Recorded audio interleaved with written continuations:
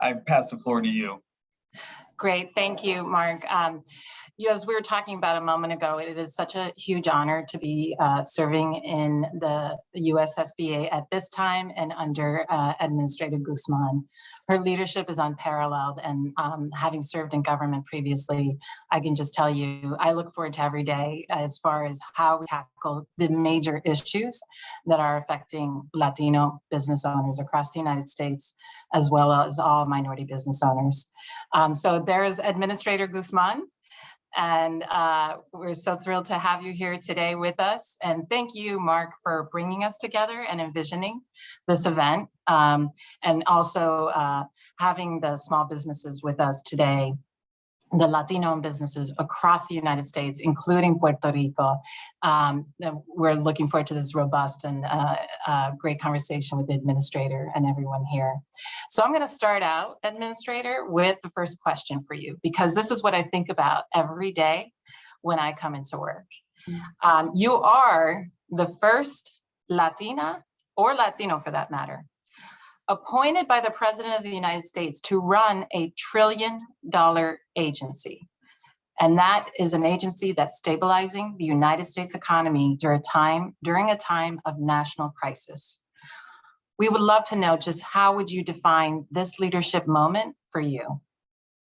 Oh, thank you. Thank you so much to Mark and Bibi for your leadership. You make my coming to work joyful, and just my entire team is so incredible, everyone. So just know that all of our hearts are in our work every single day. And I think it's that teamwork and camaraderie that helps it. So thank you. And thanks for that great introduction. And I love that question. I'm really excited, of course, to be a part of the Biden-Harris administration and the most diverse cabinet ever in history, and especially at such a pivotal moment for small businesses. I do think that this agency is defining of our economy, as I believe small businesses are always. And I think that right now I try to bring my whole self and my history and my grounding and entrepreneurship to the table every day. My grandmother was a trailblazer, and she started a janitorial service she in Texas. And actually had federal contracts, and that spirit of entrepreneurship continued across her children. My father went to school and pursued his graduate degree on a GI Bill, and created his chain of veterinary hospitals in Southern California, which I worked in from a young age. And I bring those experiences, as well as my own experiences, starting my own businesses or working with a lot of founders on their startups. And I think this moment is defined by all those individual businesses. And so I always say that small businesses are giants in our economy. And, I mean, individually, contribute so much to their local communities, to their families, to, wealth creation in the United States and our output. But collectively, they're just such giants. And I think that's really what I think about every day in this moment. And it is powerful. We've put out over $1 trillion in relief. And more people know about the SBA through the Paycheck Protection Program or the Economic Injury Disaster Loan than ever before. And so it's our opportunity to finally build so many more bridges to communities, and in particular, as we've discussed today, the Latino community, to make sure that we're spurring entrepreneurship and growing. Administrator, thank you. We all get so encouraged, motivated, and uplifted when you call our small business owners the giants that they are. And I know we all know you feel that way about Latino and Latina entrepreneurs. In fact, this question is related to that. How significant are Latina and Latino entrepreneurs, not only to this economic recovery that we're in, but to the economic fuel overall of the U.S.? Mm-hmm. They are economic powerhouses, each of them, and then collectively. I know that their rates of entrepreneurship were incredibly high, increasing by 34% over the past 10 years, Mark, as you always remind me. And I think that's such an important statistic, comes from so much of your history before researching the Latino community. It's incredible, to see them come to the forefront too, in terms of leadership around entrepreneurship, because we know it's always been a pathway to the entrepreneurial American dream for so many. I mean, I saw it in my own family. I mean, it's part of, building wealth for our families and our communities, and making an impact locally. And sometimes it's the only path to achieve greater opportunities. And so, at this time more than ever, though, I mean, we've seen that they've faced historic barriers, persistent inequities and racism that have limited their growth. And I always talk about these opportunity gaps, and that's the reason why I came into this position and joined at this time at the federal government, because I want to really make an impact and reduce those gaps. And for our Latino businesses, that means, a lack of investment for them to really reach their full potential and create jobs in communities and increase our economic output. And so we want to continue to focus on all of our customers. I've asked my team to be customer centric, and that means understanding who entrepreneurs are and changing face of entrepreneurship. And so that's why the Latino community is so important, along with all of our women and people of color who are starting businesses at such high rates, because we need to make sure they can grow so that the United States can build back better. And so I'm really excited to be, with my background and my history, bringing that to the table at the SBA, such a powerful agency right now. Thank you, Administrator. We're fortunate to serve under your leadership. And now what everybody's been waiting for is for you to talk to these giants. And now we will introduce them one at a time. Everyone here, you will receive bios in a friendly chat here momentarily. So this will be more soundbite introductions. First, we're honored to introduce Teresa Razo. She is CEO and owner of Cambalache and Villa Roma restaurants in Laguna Hills, California. All I can tell you about Teresa, among many other things, is that she's feeding over 200 families and was featured in the Wall Street Journal. Ryan Bethencourt, he is CEO of Wild Earth, a vegan dog food manufacturer that is co-located in Berkeley and Raleigh. And all Ryan does is he's one of the global leaders in the plant-based movement globally. Shannon Jacks. Shannon Jacks is Chief Development Officer of the Albuquerque Hispano Chamber, one of the largest Hispanic chambers in the country. And she also has experience of entrepreneurship, and she has been very intimate with the 60-year-old construction firm that runs in her family.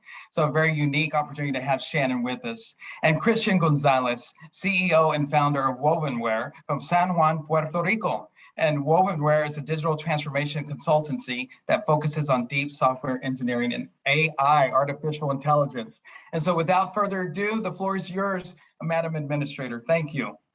Thank you, Mark, and thank you, Bibi, and I hope you stay on too to join us. I'm excited to be here with all of you. I know that your stories are really what propels me. I mean, you should know that's what really drives us every day in our work. And we are working hard at the SBA to make sure that we're meeting your needs and meeting our businesses where they are with offerings on capital and markets and revenue opportunities so that you can all grow. But we want to see everything through your eyes. And that's how we can transform, is really understanding your needs and understanding what's worked and what hasn't, and how we're going to continue to get COVID relief out, and how we're going to continue to help our businesses build. And top of mind for me is making sure we can come out of this pandemic better positioned to provide stronger ecosystems to support our businesses as they start, grow, and build resilience. And you all have had remarkable journeys pivoting and adapting, and above that, taking it upon yourselves to help others. I saw that as a common theme across all of you. You've given back, and you're helping other entrepreneurs create their opportunity to grow and scale. So I think you prove that the spirit of entrepreneurship is anchored in community, which I know that that's so true, and that the essence of all those entrepreneurs out there, risk takers and anchored in community. But for Latinos in particular, as we celebrate Hispanic Heritage Month, we know entrepreneurship is core to the pursuit of the American dream, as we were discussing, and paving a way to the middle class and beyond in cases, and creating generational wealth for families. And which is why Bibi and Mark have gathered you all here today. So I'm so thankful for them for that. And because I know that we're going to hear valuable insights that you'll share with the Latinx businesses that are joining us, as well as the policymakers like us and local community leaders that are all tuning in. And especially now, as we're focused on building back better, and learning from all of you on what this great pivot has meant during COVID, and what as we build stronger ecosystems, like what is it that has really helped you the most and helped America's small businesses the most and innovative startups. So if I can just dive in, Vanessa, I'd like to start with you, since maybe I'm a little homesick from my lindo Southern California and the great food you and others are creating there. So there's so many, great things that you're doing. You're a restaurateur, you're an author, a community leader, a speaker, just really impressive. And thinking about strategies for success. I mean, what have you found most valuable during the pandemic? How did you survive? And what advice do you have for the Latinx entrepreneurs who may be thinking of starting or how to scale? Well, first of all, good morning for some of our participants and good afternoon for the other side of the United States. And it's an honor and a pleasure. And I'm so blessed to be here. And I want to personally thank you, Administrator Guzman, for all the support and your leadership and just the support that, turned around to the small businesses, because it was tough times. As you know, we have a couple of restaurants and that industry was really hit. And, when you're flowing, you have a restaurant for years and suddenly saying the next day you have to shut down and only take out. First of all, you don't understand. You don't even understand the word pandemic.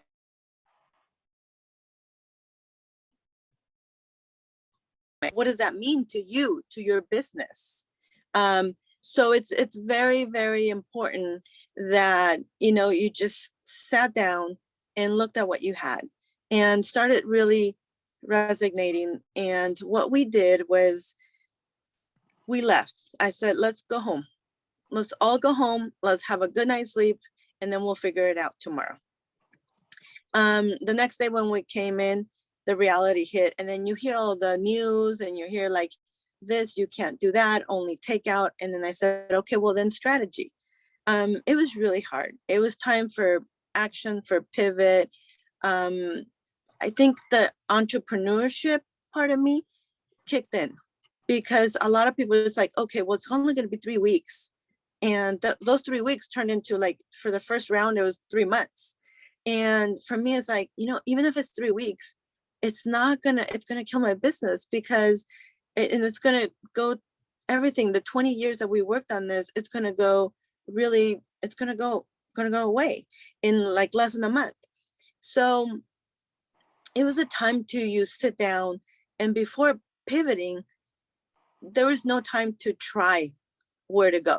It was time to really focus on where you wanted to be. So what we sat down, my husband and I, first, we sat down and it's like, okay, why did we first open this? What are our values in the business?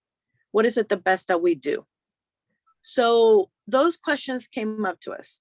Instead of focusing on how am I going to keep my business up, or how am I going to do it to pay the bills? That was not the questions. The questions were there, and we answered them, and we chose faith over fear and value over business. And what we've always done is feed the soul. It's just not feeding or having an entree to satisfy your palate. It's more feeding the soul. And I said, the best thing we do is he cooks the food and I make sure that people who are in need always get it. I said, well, that's not going to be the exception right now, especially when you have a lot of need in the community. So he said, okay, so what do we do? I said, well, we're going to grow, because there's going to be more need. So we're going to grow. And he looked at me like, we're going to grow, really?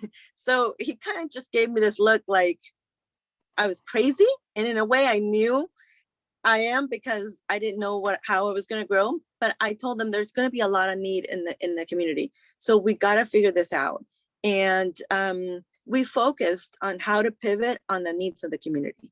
So, having a restaurant, I had a whole bunch of potato sacks, cases of spinach. People were going to the grocery store and they couldn't find chicken. They couldn't find toilet paper. So I turned and I made my restaurants like a little market. So, and then they were saying, how much do we charge for 2 potatoes? I'm like, I don't know. I don't even go to the grocery store for potatoes. I kind of steal it from my place, and so I went on kind of like on Ralph's or some of those markets to see how much per pound, and we weighed it and then we gave it to the person because I didn't want to charge more or undercharge. I just wanted the cost so that we can get that. Plus, we didn't want any food to go bad. So we just started asking people, what is it that you need? What is it that you can't find? And we even called our providers and said, we need toilet paper, you know? So after you defined that pivot strategy, what resources or what did you depend on then to make that happen? First of all, God. It was tough times. It was really tough times, and you just got to believe that there's something else. Just the way when you started the business, I had to believe that, and I remember one night, it was a very crucial night. I closed the restaurant and we already had our chairs up, only doing takeout. Our sales were down like 75%. And I started crying, and I ended up with the conversation with God. And the only thing I said, this is too much. I am just going to do what I can, but you have to take control.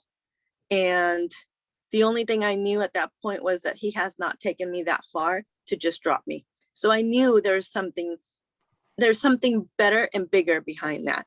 I just had to be very focused on what the needs of the community. That for me has always been the focus. So depending on God, my husband, when I'm down, he pushes me up. When he's down, I push him up. And we couldn't have done it with two other major components, the community support and our staff. That was, it's so important. Some of my staff were like, we're going to be okay. We're going to be okay. And I know, I know that it wasn't, wasn't anything that they knew, a magic trick or anything, but it was just the idea of having that support. And we, and I fear, think we put it away. Mm-hmm. And I think that's so beautiful. And, I think that spirit and those sentiments is really what drove those entrepreneurs to make those changes, and then also to go out and get that funding. Because I know you've got the, from SBA, the Paycheck Protection Program and, Restaurant Revitalization Fund that really made the difference. I'm so glad that the community was supportive. And just to get a few more words from our other entrepreneurs in as well, I wanted to shift over to Ryan, who's our Shark Tank and Innovative Startup Voice. You've been a game changer, an innovator. So tell us what's been key in your path to success as an entrepreneur, and really you're leading in the plant-based movement, and particularly as a pet food manufacturer during this time. And you've been dealing with supply chain issues, et cetera. What has been really critical, and what do you, what's the advice that you give to entrepreneurs as they're trying to move forward, and to us to make sure that we're helping build a strong ecosystem? Yeah, I mean, I think in general, I would say that, not only in the Hispanic community, but really across all of our communities across the US, one of the challenges when you don't have necessarily role models for people who have built and scaled businesses, large scale businesses, is, my family in the past have been involved in like smaller businesses. Like my mother and my father ran a small plumbing business, right? And so in Miami. And so I never really seen someone build and scale a company. And I think that, when you don't have role models like that, it's kind of hard to figure out a path like, hey, I have this idea. It sounds really crazy, and everyone around me thinks it's nuts, like it's never going to work. How do I actually do that? I've seen other people on TV, or I've read about them in the paper or newspapers. How do I actually do that? And the important thing is to understand that there are resources out there.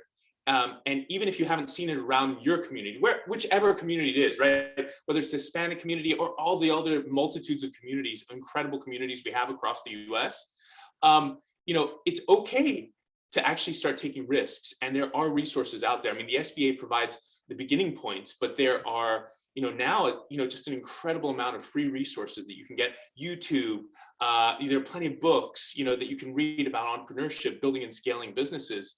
One of the most interesting conversations I've heard recently was with Michael Dell, the founder of Dell. He built a $100 billion PC business. He was talking about in the early 90s how hard it was building a computer business. He basically said, and by the way, my investor, Mark Cuban, also did a similar thing.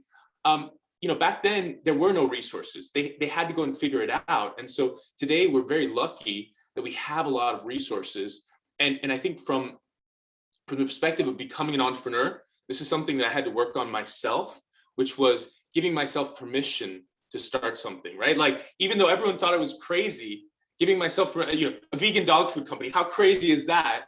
Dogs are omnivores like us. They can go on plant-based diets and they can survive and thrive, right? It was the craziest thing. I'm plant-based. I did it for my health. Around us, particularly in the Hispanic community, we see there's a whole bunch of different health conditions. Many of my relatives and family members are, have obesity issues, diabetes issues. Like, we know that this is really, really important. And it's hard because we don't have the resources. We have to educate ourselves. And so, my mission is first and foremost, healthier food for all of us. And then secondly, for our pets too. And so that's really what sent me down that path. I have my dog. I love her very much. She's a 12-year-old German Shepherd. And, I wanted better food for her too. And so, I gave myself permission to start building something which sounded really, really crazy at the beginning. We have 40,000 customers across the US. I went into Shark Tank. I closed Mark Cuban. All these things are incredible dreams, but they happened. And at first, I would never have imagined in a million years that was even possible. I'm so thankful, that I'm here in the US and that I'm able to make these things happen. I don't think there's any other country in the world. I mean, my parents were Cuban refugees.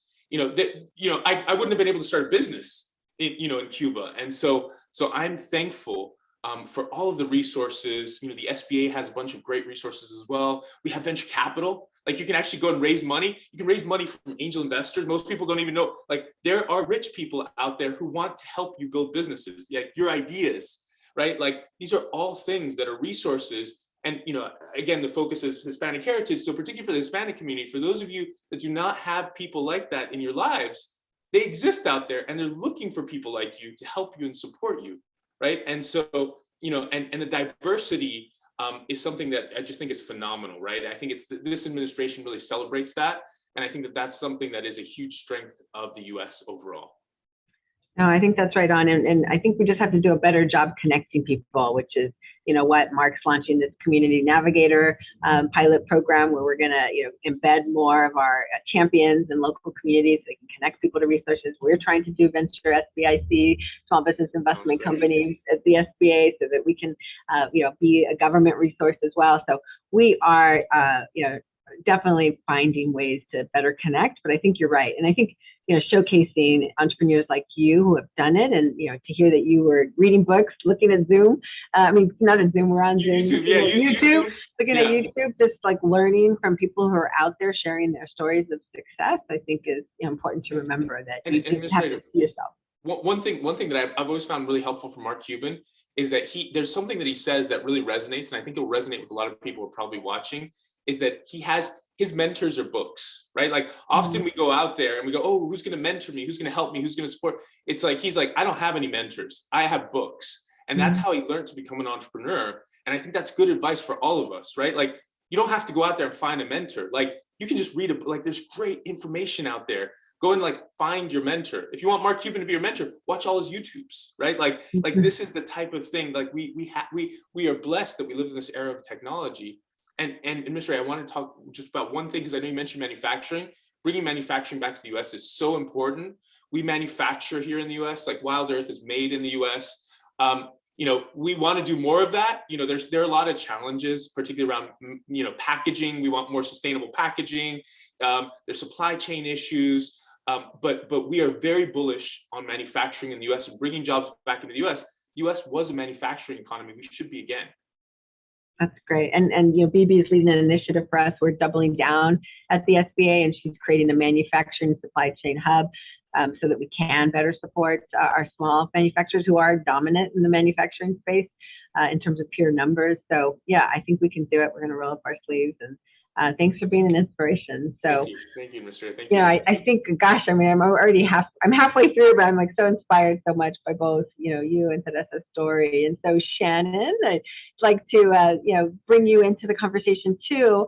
I really appreciate the leadership that you've taken on with the Albuquerque Hispanic community in particular, and the chamber there. You come from a family of businesses, multiple businesses and ventures, and have had your own businesses, successful businesses, and you're giving back now to help others. And so I'm curious, because you've been on the front lines of the economy along with the SBA, helping entrepreneurs during this time. What are some of the challenges that you're hearing the most about, and what's been successful? How do we now take us all into this future economy? Well, thank you so much. Good morning, everybody. And I just want to say thank you, Administrator Guzman, for having us on this panel. And of course, a thank you to Associate Administrator Bibi Hidalgo, who I've had the pleasure of working with, and Mark Madrid, who's a mentor to so many and a leader to me as well. So thank you all. I love this question. It's very, very unique. I find unique to New Mexico and our location. As we all know, the last 18 months have been challenging, and they've definitely brought a few challenges to the surface, some cracks in what we see in our Hispanic small businesses and our local small businesses. And of course, at the Albuquerque Hispano Chamber, but also in Hispanic chambers across the country. We went into quick action. What is it that we needed to do to help businesses either continue to stay alive or to possibly grow and scale, if that was all possible during this time? So we took our notes, we went into action with very specific programs that would help our businesses grow. New Mexico, and the reason I love this question is because New Mexico is currently the second largest majority state in the country, right behind Hawaii. And so it's important to us to support our Hispanic community and our Native American community and our minority communities. And that's something we've done really, really well. New Mexico is so unique. The landscape that we have here. We have 3 Air Force bases. We have 2 national labs. We have the Nuclear Weapons Center. And so during this time, what we found is that there was a lot of opportunity in the federal sector. We also found that a lot of our businesses were challenged and did not have access and or understanding or education in how to participate at the federal level. So what we've decided that we are going to do in partnership with the Albuquerque Hispano Chamber, Dene Development Corporation out of Arizona, and Perican Enterprises, who is headquartered here in Albuquerque, is we're going to be opening the Southwest, Southwest 8A Contractors Association in January of 2022. And, originally when we started this, it was going to be about really focusing on the Southwest, because we do have a really, we have a lot of opportunity in the Southwest, New Mexico, very much so. But as we've been starting to share and spread the word, we have found the need that it's all across the country. So we're not 100% sure where we're going to go with this, but we're going to start here. And, one thing that's super important to us is advocacy. Right now, we are realizing that it's not just the education. What does it mean to team and joint venture? And how can those federal dollars, when you get a contract, can they help you scale a $200,000 contract, $1 million, $10 million? When we get into 8A, we're talking, up to $4 million. And some of the work we do in the advocacy area is going to be, hey, these contractors have gone through a year and a half of COVID. Can we extend that year in the 8A program? There's also thresholds on minority businesses, currently 4 million. Can we talk about getting that up to 20 million or higher? So the 8A Association is really going to work hard in the advocacy sector as well. But of course, training, how do we get certified? How do we work with our partners at the SBA and at the federal level to help businesses all across the country realize opportunities to be able to say, oh, I'm a little landscaper. I could partner with a larger company, go in for this award and get a $500,000 contract and employ more and keep dollars local, whatever state you may be in. And so this is a huge passion for myself and our president here, Ernie C. DeBaca, and of course our community, again, because of the unique landscape that we have. And so I just am really excited to share that. And that's something that we have found during COVID, a unique way to help businesses continue to scale and learn. And in partnership with MBDA and SBA and SCORE and PTAC and everything that's out there, I think as a community, as a country, we can all make this happen. And so we're excited to work with you guys on this in the future. And we know that that is one way that businesses can continue to scale and grow even during recovery and much after recovery as well. That's great. I mean, and the federal government is the largest buyer in the world. And that's, one thing I always tell my team is that, we want to make sure we look at the revenue side of the equation, not just the loans and investments that we have out there, but, every business wants a contract, wants an opportunity to grow their businesses. And so that's that's a really critical area, especially as we look at building back better agenda and the investments in the bipartisan infrastructure deal. There's going to be so much opportunity. We want to make sure that our Latino-owned businesses and all of our businesses are positioned for success to access the federal contracts. And, that's going to help build our resilient supply chains as well, because the buying power of the U.S., pushed towards our small businesses will really make an impact into creating that supply chain here in the U.S.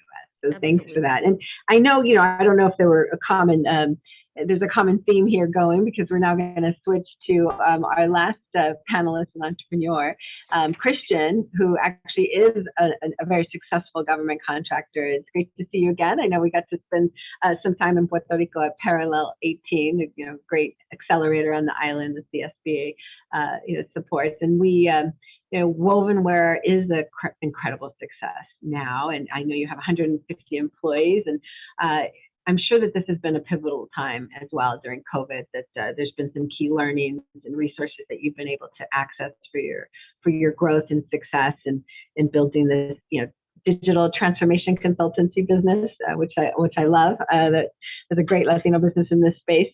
What are the learnings that you would share? What are the resources that you think, especially for contracting, because that's a very technical field. I mean, we just heard from Shannon, there's lots of acronyms being thrown around. I mean, I think it's, it's overwhelming at first, but we need more businesses to get in this. So what's your advice? I mean, there's federal government is obviously very complex. I mean, saying that you're going to sell to the federal government, it's so broad, right? So what agency, what expertise, what is it that you're going to do? So one thing that we have learned, we do work with the DoD and the intelligence community, which is another level of complexity. But I think one common theme, and I think it resonated with me what Ryan said about learning, right? And Mark also mentioned it yesterday in our prep meeting. Luck is when preparation meets opportunity, and you have to be prepared. I mean, if you think about it, there's no such thing as luck. I mean, there is, but in this field, you need to be prepared. And to be prepared, you have to learn, you have to study, you have to see videos, talk to people, network. And for us to get into the federal government, one thing that really helped was that preparation. We're an 8A company, we're a hub zone company. And to do work with the Department of Defense, which is a very tall order, it helped that we had the help from the SBA with the certifications to be able to talk to a lot of primes, to learn and to develop our capabilities. That's different maybe in other agencies where you might be able to go directly and get a prime contract. But building those capabilities meant for us to be able to get a facilities clearance, to be able to do classified work. And that takes time, takes preparation, so that when the opportunity comes, you're ready. And so I think you have to see where you want to go in the federal government in terms of contracting, and figure out what's the best route for that specific service or nights or specific service or product that you want to sell.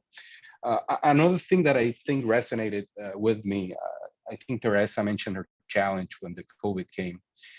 For us, it was all around people. You mentioned that we have 150 people, but when COVID hit, it was one day we're open, next day everything's closed and you have to go home. Fortunately, we were ready, right? We had laptops and everybody came to the office to take everything, start working from home. We were lucky that that's the kind of business that we have. But our focus was on the people. How are they going to cope? What are they going to do? Are they going to be comfortable at their homes? Do they have internet? Do they have what they need to be, secluded? Young people, especially, after a while, I mean, they were struggling with being alone at home. So that's when things like the PPP, the pay program, helped a lot, because we could focus more into bringing education programs, reaching out to our employees, thinking about what they needed. Once COVID came, you're thinking about revenues and collections and sales and how are we going to move forward. But we decided that based on our values and that value of never stop learning, it was important to use all of our resources to reach out to our employees and hold their hands. So, it's all tied. Selling to the federal government, taking care of our people, and the help that we get from the SBA, be it through 8A programs, Hub Zone, PPP. It's all connected, and we're very grateful and thankful that that's going on. That's great. Well, I mean, I think that what's key is that everyone's arming themselves with information, and then that actually makes your connections more rich. If you have, if you're prepared when you come to the table, and you have information and readiness, and that's what the SBA is trying to do, is get everybody ready. I mean, I really appreciate this conversation. And Mark, earlier said that Hispanic Heritage Month, let's keep on celebrating as we move on. And I think, I think I'm going to take them up on that. And I think we should have individual conversations with each of you, because I think we could dive in deeper for 30 minutes just with each of you and the rich insights that you could share with entrepreneurs. And I think that spirit of community where we're all sharing information together is really what helps propel entrepreneurs on their individual path. Having that camaraderie, I think, is really important. So maybe that's how we continue to celebrate going forward. I know that maybe we can have some parting quick thoughts and just a quick rapid round. And if each of you could, share, some words of wisdom of like your, a favorite phrase or your 3 words that you would leave everybody with in terms of what we should focus on as we move into recovering and building back better. I know I'm putting you on the spot, but if you want to do a wrap around, anyone want to go first, or just start with who I see? Ryan? Yeah, I'm happy to. So my biggest bit of advice for any entrepreneur out there is give yourself permission, right? No one else will. Give yourself permission to do what you want to do and build what you want to build. Yeah, that's great. Christian? I think I said 2, but I think never stop learning. I think that's the most important thing for us, for employees, as employees, as business owners, as sons and daughters, as fathers, etc. So it's really important. That's great. Teresa?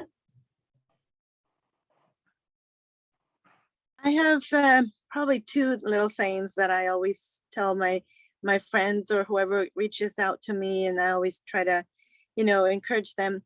One of them is dream big.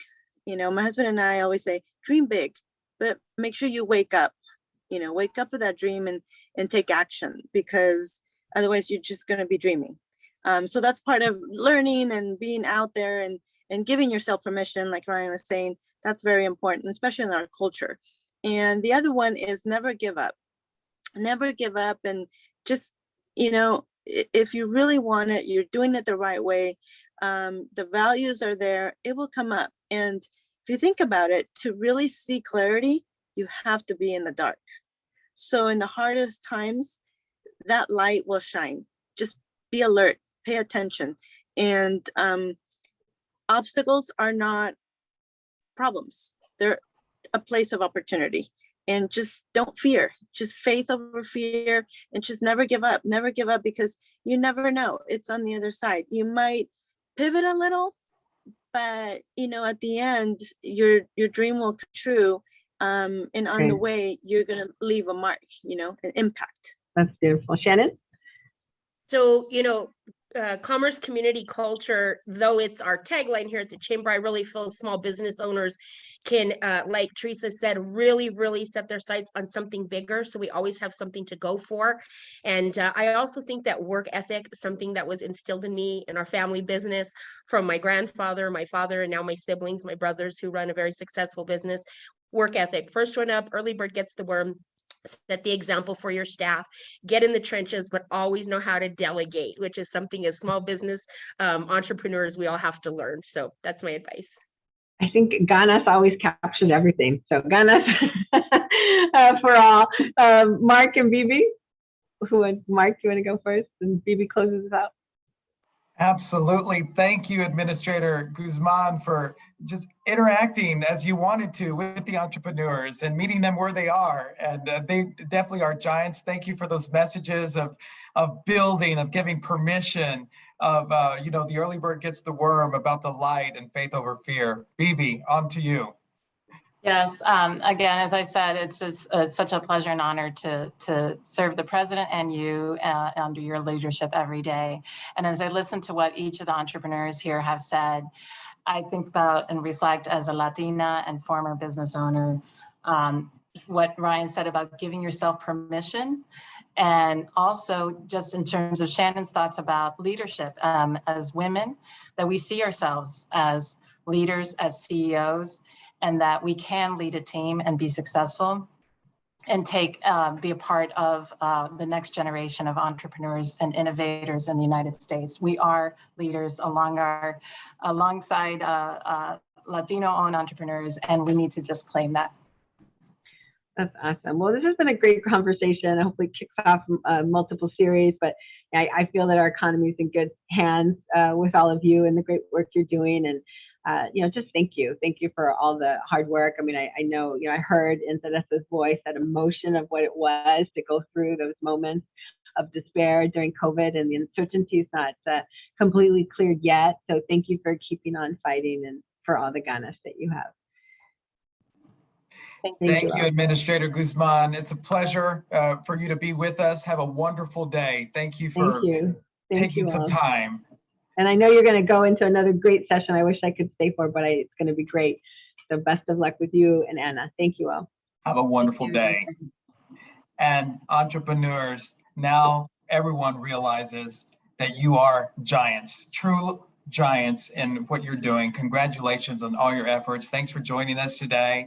Everybody has these rock stars bios, con ganas, excelencia, orgullo, pride. Thank you so much for walking the talk and being instruments of inspiration for all of us. We hope you have a wonderful day, and we will be getting back in touch with you. Gracias.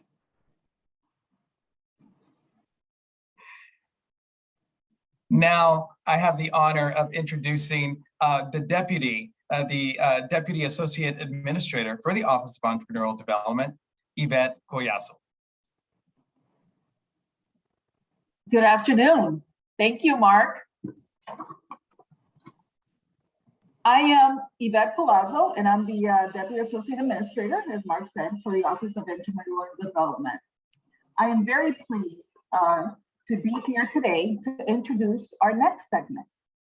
It's going to be a rapid fireside chat with Mark Madrid, our AA for OED, and Bibi Hidalgo, our AA for Government Contracting and Business Development, and Ms. Ana Valdez, Executive President of the Latino Donor Collaborative, which just released research on the economic influence of Latinas and Latinos in the United States. I'm excited to tell you about Ms. Valdez. She is a high-level executive combining experience in politics, corporate, and media. She has tremendous business and nonprofit experience and a lifelong passion to empower the Latino community. She is also the co-founder of Valdez Productions, Inc.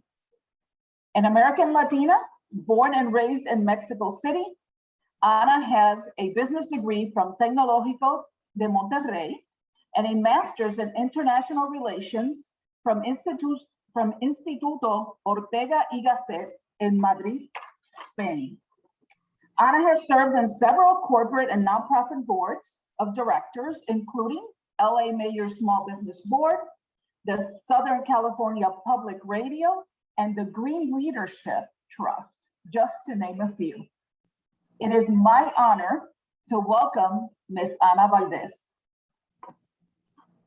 Thank you so much, Yvette. And thanks to everybody, Mark Madrid, for inviting me. all of you. I'm honored to be here, and I am also so very proud of all of you. You're making a huge difference, and it's more needed than any other time before.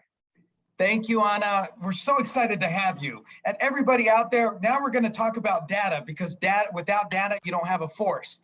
And we're talking to somebody who's led efforts at the Latino Donor Collaborative, formerly known as LDC, and most recently, the newly minted, the latest version of the Latino GDP report. Hang on with us, because this is rapid fire, and we're going to get you out of here at 12:55 so that you can transition to your next meeting, so you're not late.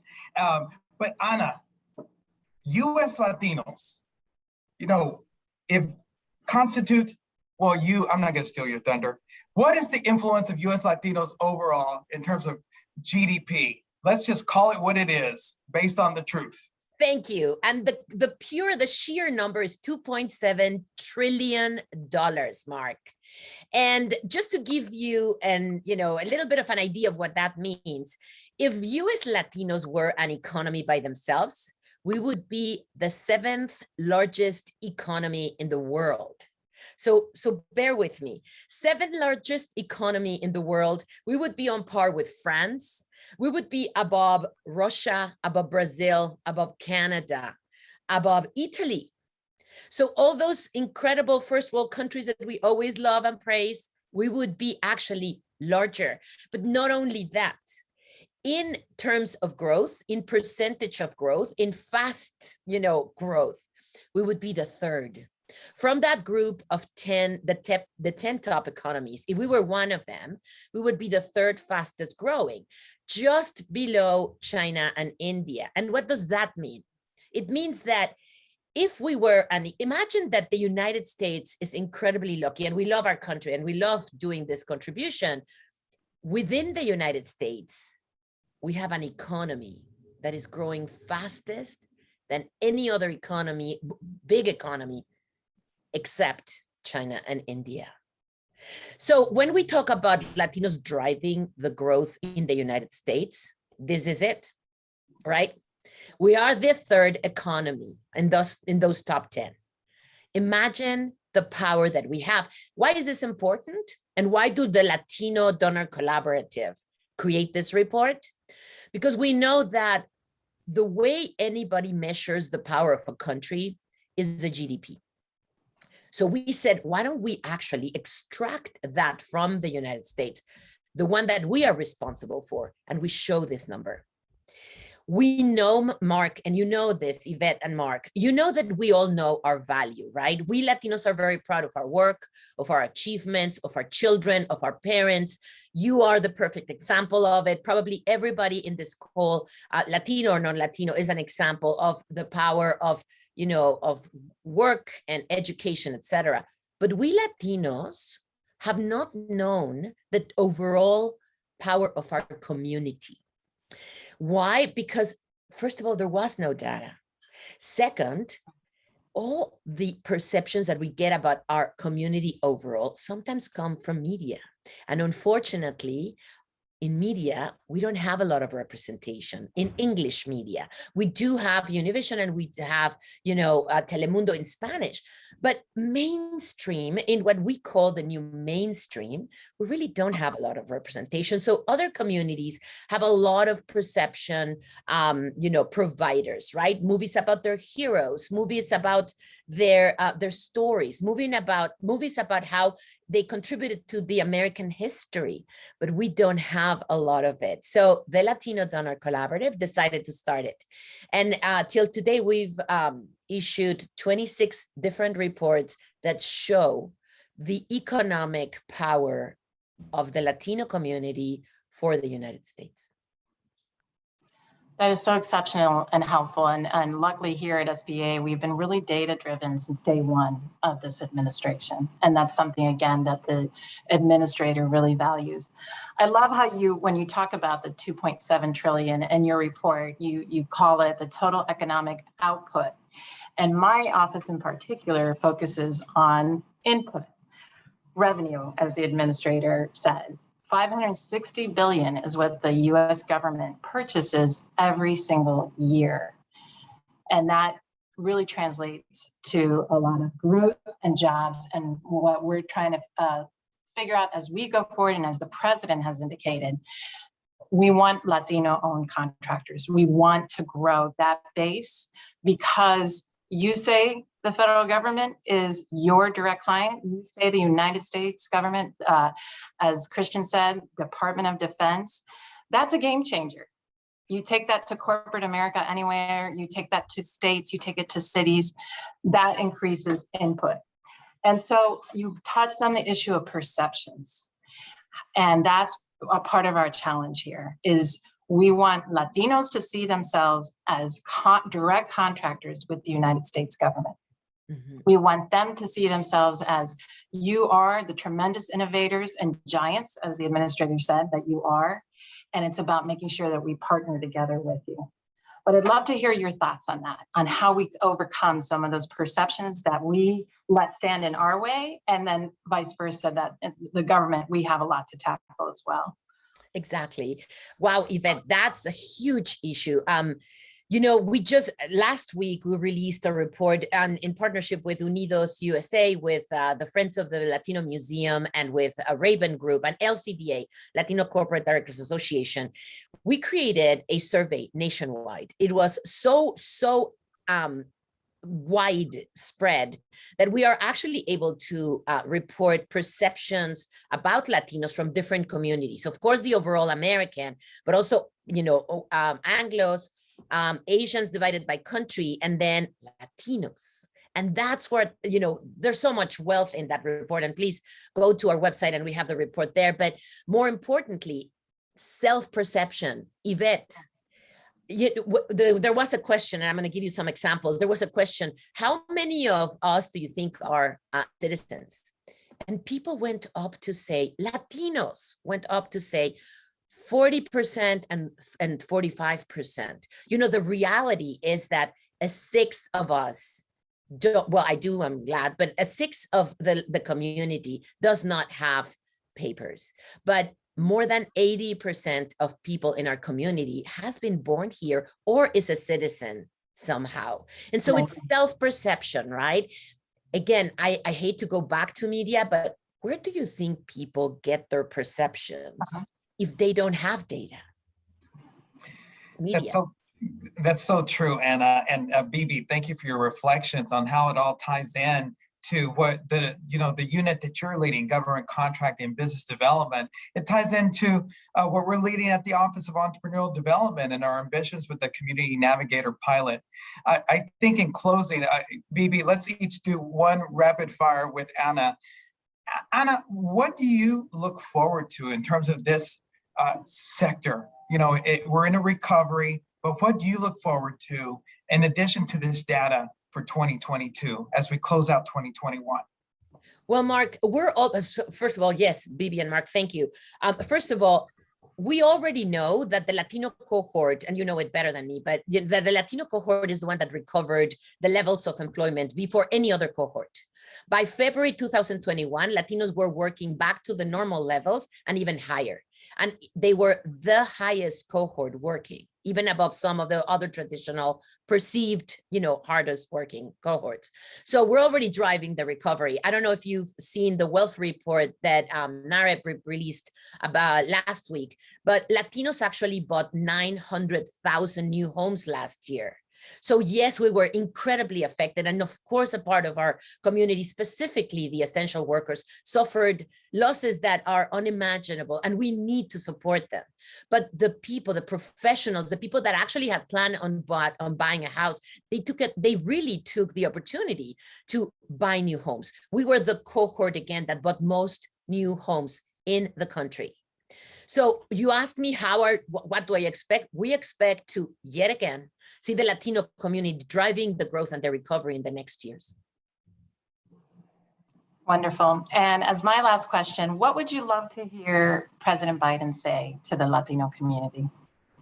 Well, Bibi, when he was actually running about 2 months before, he actually visited us, and he said, and I love this, he said, we need to start identifying within the diversity community, the Latino community, because sometimes, when you actually talk about the overall diverse community, we're missing voices, right? We need to start actually digging out and help the Latino community to catch up with all the opportunities that are out there. And I really expect that he continues that speech, because that's good for the country. That's not only good for Latinos, it's great for the country. This community needs to be nurtured and empowered so that they can keep driving us forward. Forward. What a great way to end this conversation on forward and ganas and persistence. Ana, keep doing what you're doing. We talked about lights earlier. You're certainly a light. You're shedding light through data and the demonstrated work of action that you've had, since we've been knowing each other for a while. Look who's so talking, the two of you. And Bibi, it's just an honor to serve with you in this position. Thank you for just bringing your best self every single day. We talk very early in the morning and very late at night. Every day. And the audience that joined us today, you hung in there with us on some very compelling topics. We're focusing on Hispanic Heritage Month, but the SBA is also celebrating Women's History Month and LGBT History Month and National Disability Month. But this focus of this manufacturing. And manufacturing, that's right. So, and whatever else is out there, we want to celebrate the drive and the giants of small business. And so for this focal point, it's Hispanic Heritage Month. Our focus was on the force of Latino and Latina entrepreneurship. And we thank you for joining us. Bibi, any last words before we close it out? Ana, it's always a pleasure. Thanks for giving part of your, thanks for having to be with us. Keep up the good work, you guys. It's really a pleasure to listen to the work that you're doing, Ana, and how you articulate it in a way that's accessible to all of the community and also inspiring for us to continue to lead. And Mark, I just want to say thank you again. You envisioned this event with all of us together, and I'm so grateful to be a part of it and to see your leadership on a daily basis. You inspire me. And so it's been a great joy to be with you and also all the business owners today. Their success stories are truly remarkable, and it's what drives us every single day to do this work.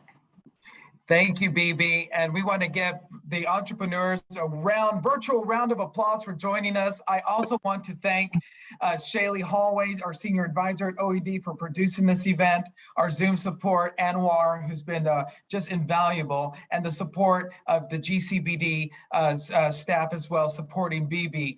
We had, Kathy and Sal supporting this event. And Tiffany. And Tiffany, of course. Yeah. Yvette, thank you for your presence. Why don't we end giving you some time back, but let's not allow the lessons that we learned here not to be shared with the community overall. You heard some powerful examples from Christian and Teresa and Shannon and Ryan. What are your examples? It's not only what you know and who you know, but what they know about you right now. So we'll see you again at SBA. Please join us at sba.gov. You can hear about Bibi's programs, about our programs at OED, about the economic injury disaster loan. There's still a period if you qualify to learn about that, the loan side and the targeted advance. So much information, although it is sba.gov.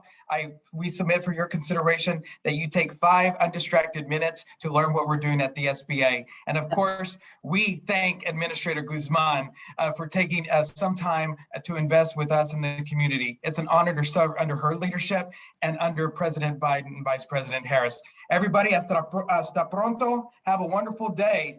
Thank you. Saludos. Mil gracias a todos.